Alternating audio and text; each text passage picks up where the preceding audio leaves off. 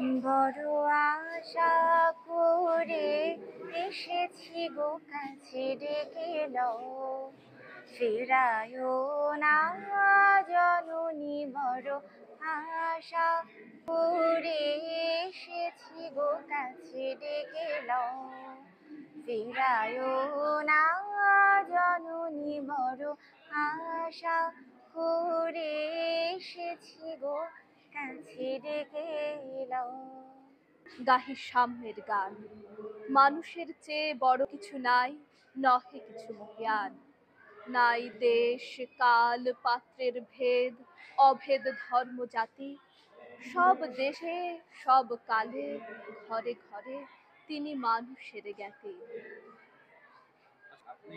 আয়োজন কলেজের যখন হয় তখন শিক্ষার্থী হিসেবে তো আমাদের অনেক আশা থাকে এগুলো আয়োজন হবে, কারণ আমরা মূলত হচ্ছে পাবলিক ইউনিভার্সিটিতে দেখি তারা অনেক ধরনের ফাংশন করে।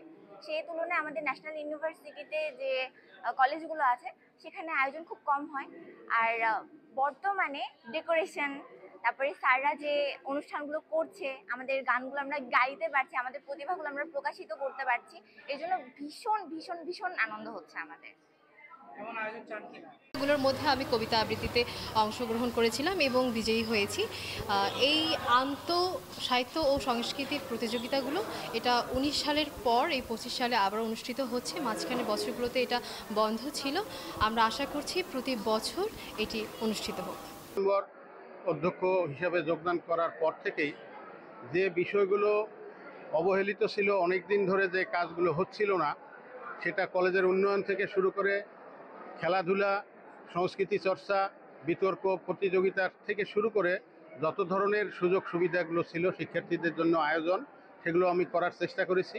এবং এরই ধারাবাহিকতায় আমরা গত কিছুদিন আগে এই উদ্যোগ গ্রহণ করেছি সাহিত্য ও সাংস্কৃতিক সপ্তাহ এবং অন্তকক্ষ ক্রীড়া প্রতিযোগিতা। সেটি সুন্দরভাবে সফলভাবে অনুষ্ঠিত হয়েছে। আজকে এর শেষ দিন, আমরা পুরস্কার বিতরণ করলাম।